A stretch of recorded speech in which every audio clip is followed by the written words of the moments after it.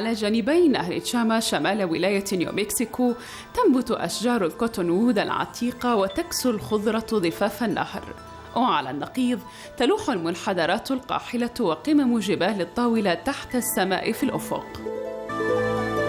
أما المستوطنون الإسبان فقد احتلوا الوادي في أواخر القرن السابع عشر، وقد استغلوا خصوبة الأرض والموارد المائية.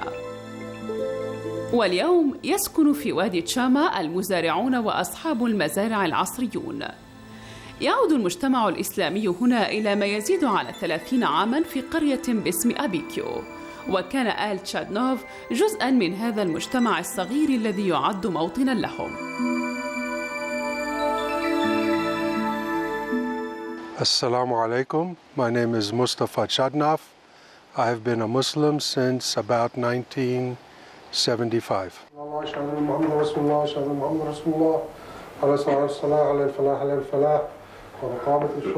alaikum. My name is Nadina Bards. I've been Muslim for about 35 years. I converted when I was 19.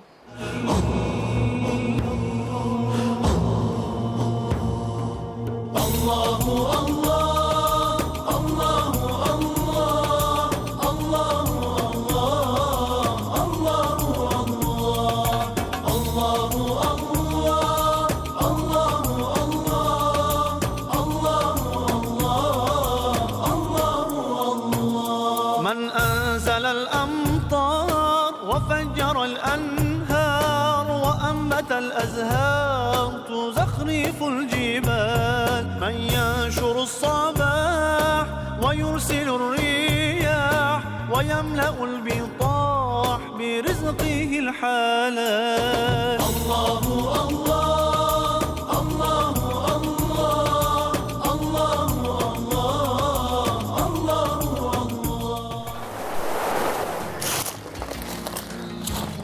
يزرع مصطفى تشادنوف أرضه منذ أكثر من 20 عاماً.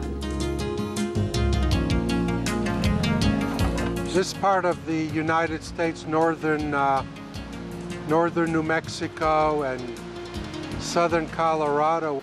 تكاد تميز من الغيظ كلما فكذبنا وقلنا. When we moved to New Mexico, we came and there was a Muslim community here at the time. That's why we came.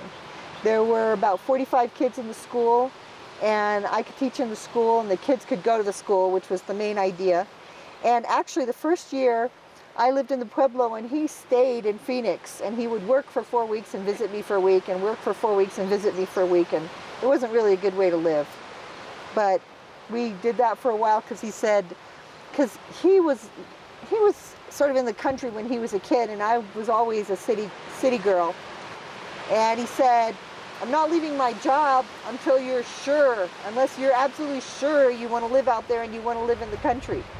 So I lived out here for a while without him and said, yeah, I'm sure. And he quit his job with a Fortune 500 company, took a big pay cut, came out here, got a job for the state, and the school closed.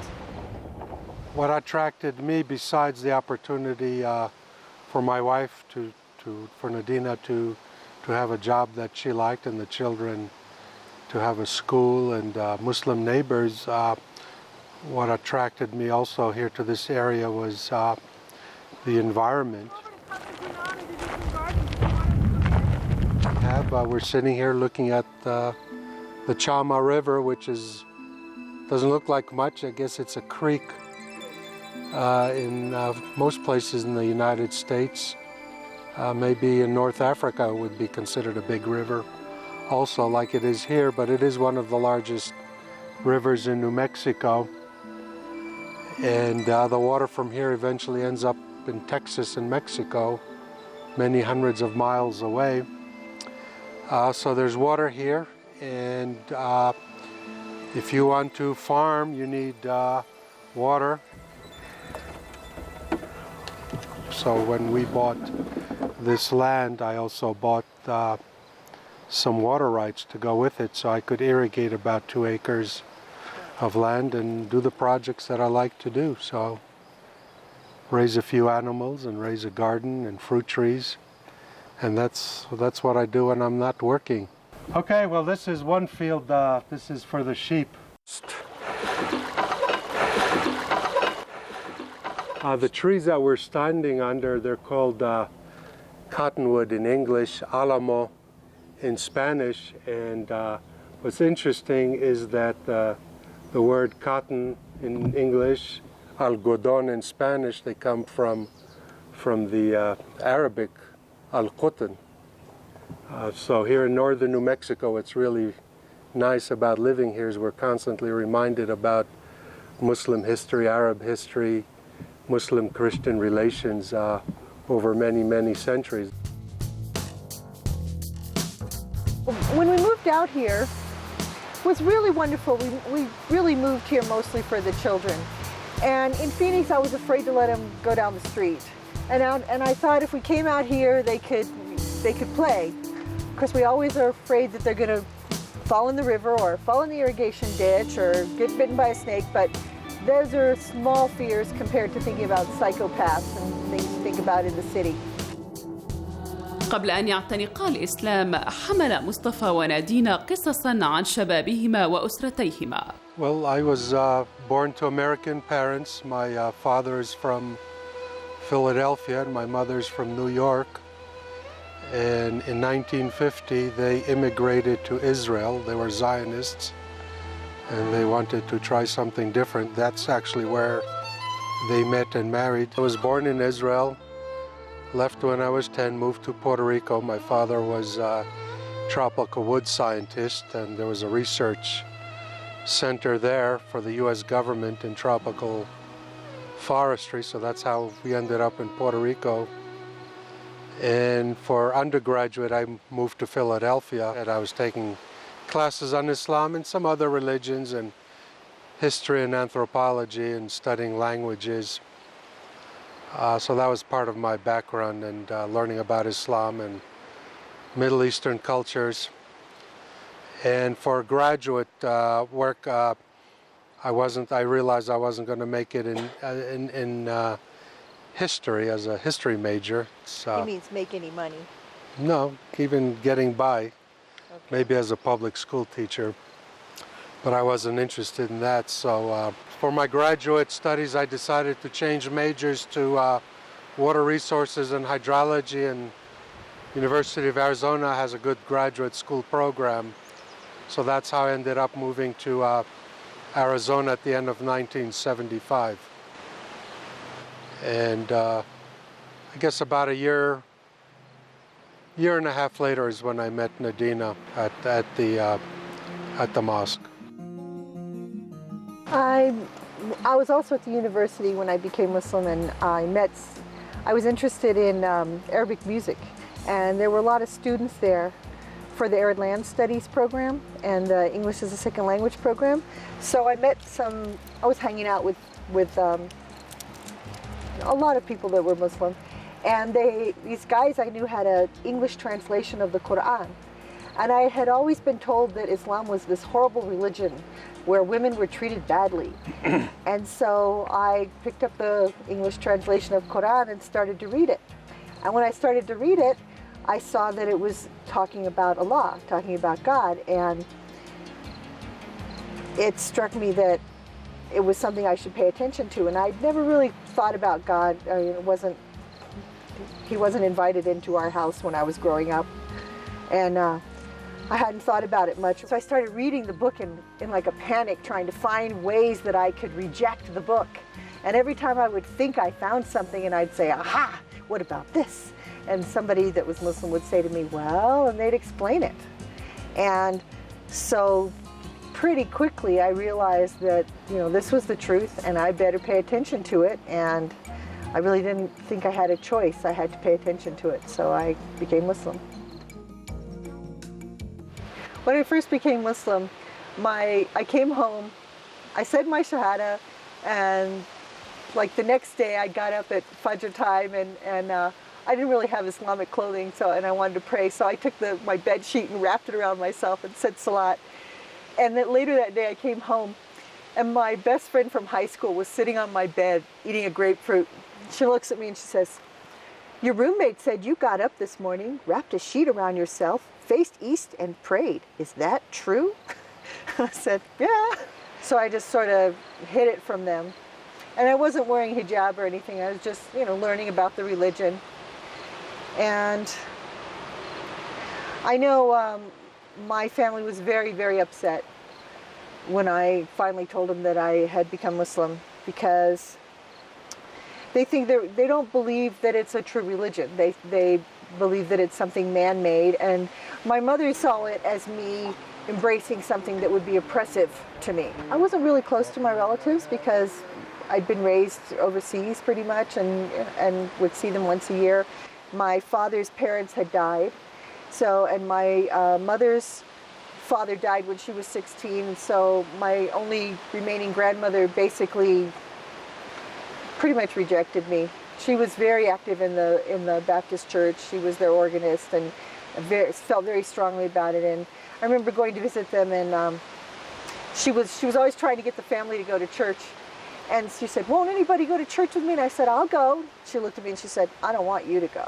So she was very embarrassed about me. Well, my family was very upset because of our background. Obviously, politics is mixed up in it.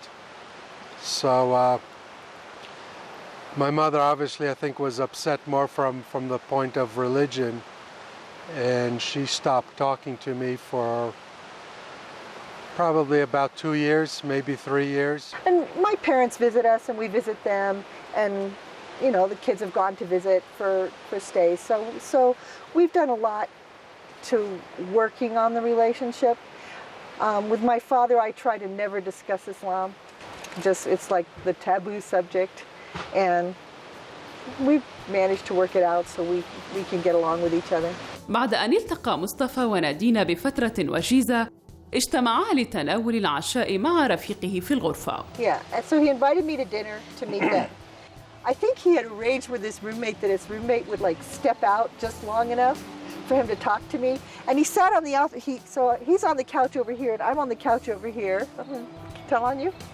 And he's looking at the floor and he's saying, well, he basically told me, "I'm considering you for a wife. I'd like to get to know you better. I'm looking to get married. I'm not interested in just dating. If I wanted to date, I wouldn't go out with a Muslim girl. And so I think the two of us should get to know each other. And if either of us decide we're not interested in each other, then we'll just tell each other and we won't see each other anymore, and that'll be that." And I'm sitting there thinking, oh my God, this is not how it's done. Because this is not culturally how it's done for me, and I'm on trial here, and what is this? But he was very straightforward, and your face was red, and I was like, oh, okay. And then he got up and he went over and he did something to the curtains, and then his roommate knocked on the door in about 15 seconds, and then we had dinner. Yeah, that story works for me. We went to the ISNA, Islamic Society of North America. We had already decided we were going to get married, but we were there separately, and he was talking to all his friends, and they said, one of us, Sohel, I think, said, "Well, we can't all come to Tucson for a wedding, so why don't you get married here?" And that was about 3 o'clock in the afternoon. And we thought about it, and we got married at 5. Well, we got married in 1977, summer of 1977. And after we got married, we lived in a small guest house. We were both students. I had a student teaching job, some work at the university, so made a little money, so we could afford to be together. And so it was a one-room house. That's all we needed, with the kitchenette. Rent was $116 a month. Yeah, so can't complain about that. And the children, they all came one at a time. Later. Beginning in November of 1978. So our oldest was born in November of 1978, which makes her what, 33?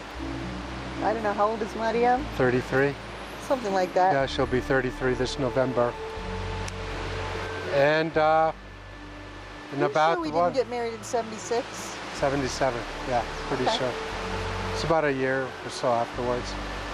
And we moved to university housing before our first child was born. And that's nice because a lot of foreign students, a lot of Muslims, close by, a lot of social activities.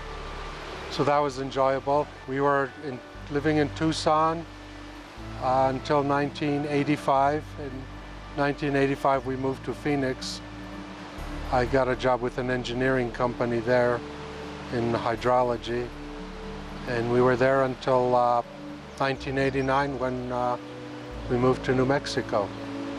And most of our children were born in Arizona. Count.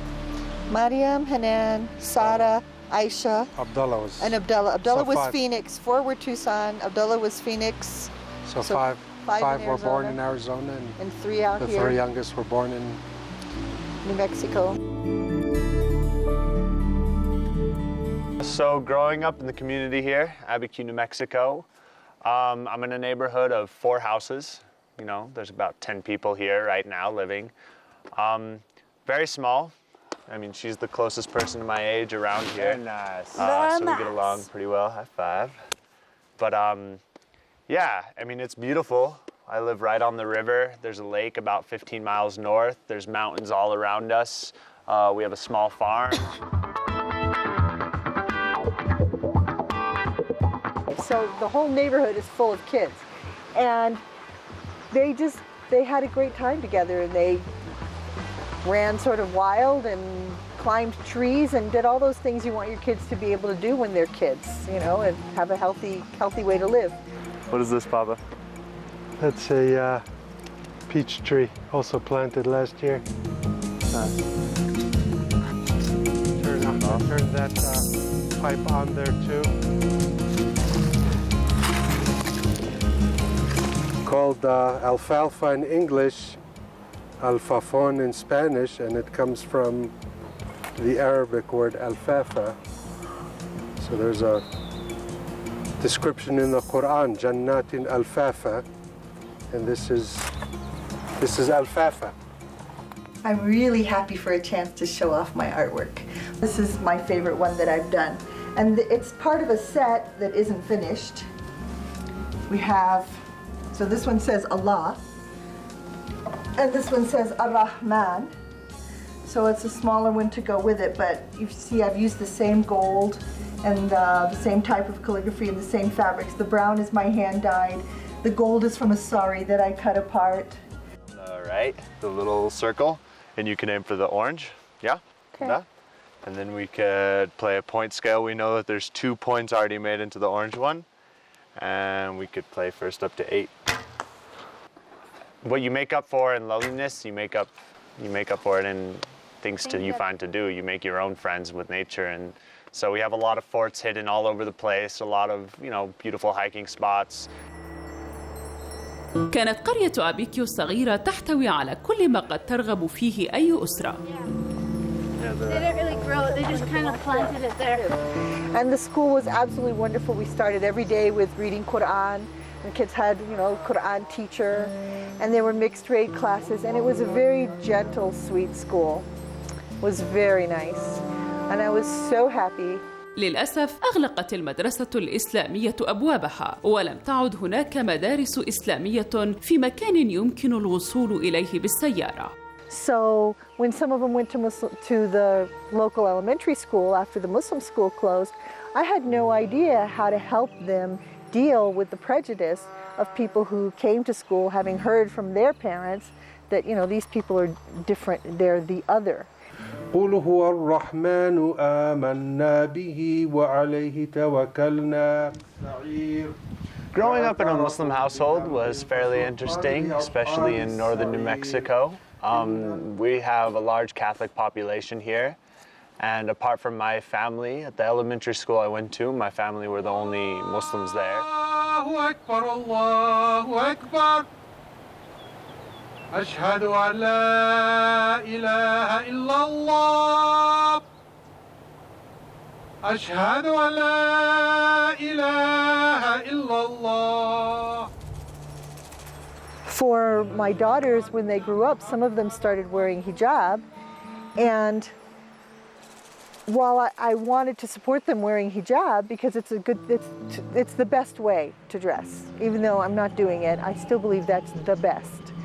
But I also am fearful for them that them going out wearing hijab will make them be targets of someone's hatred. Well, I go to school in Santa Fe at Monte del Sol, and I'm pretty much the only Muslim there.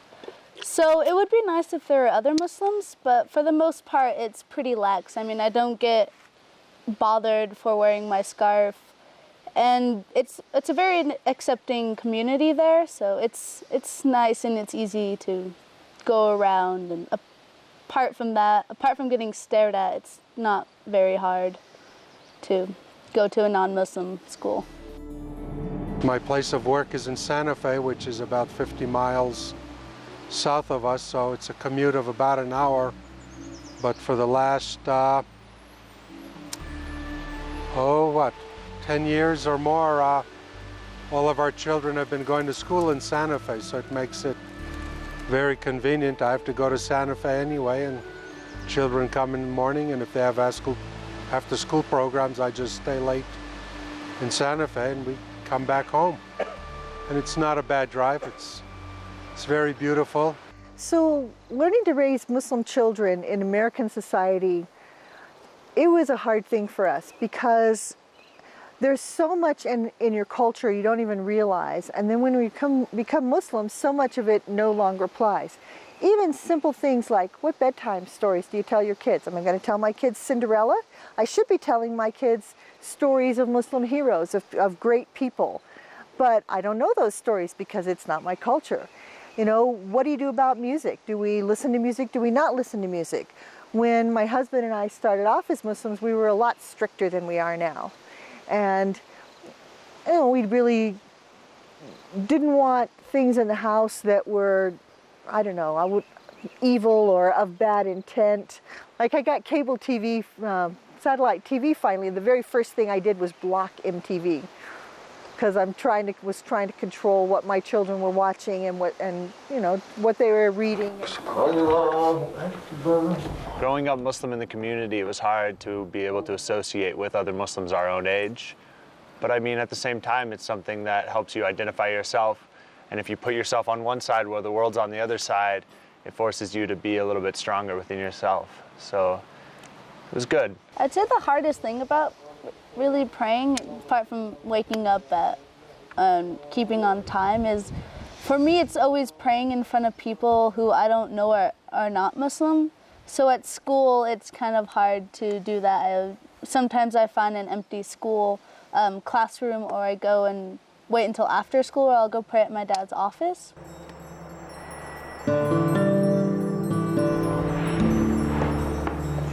Allahu Akbar. Allahu Akbar.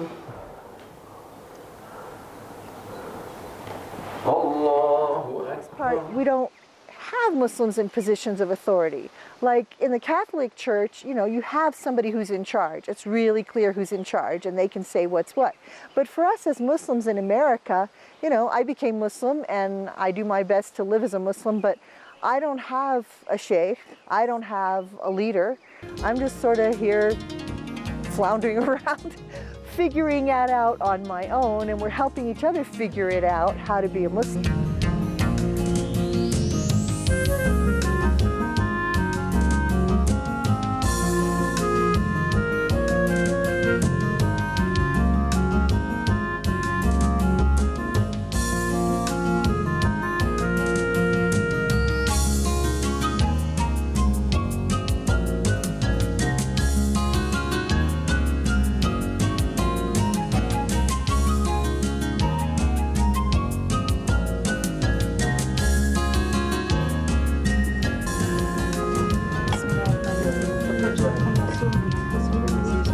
Oh yeah.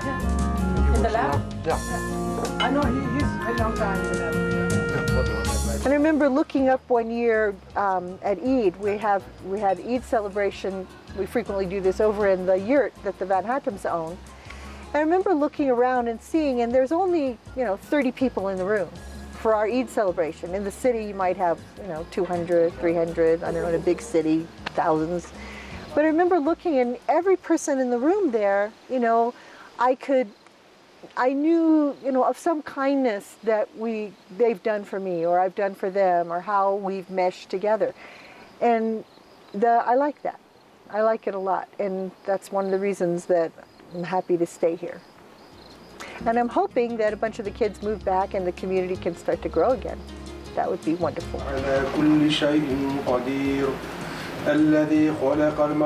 خمسة من الأبناء الثمانية يقيمون شعائر الإسلام. I'm so grateful that Allah, picked me and grabbed me out of American society and gave me Islam. It's been, my rope to hold on to and my sanity, and it's changed how I look at the world, and it gives me great comfort. And I can't imagine living without a faith in Allah. I just can't imagine how lonely and despairing it must be to not have faith. And I'm so grateful to have it.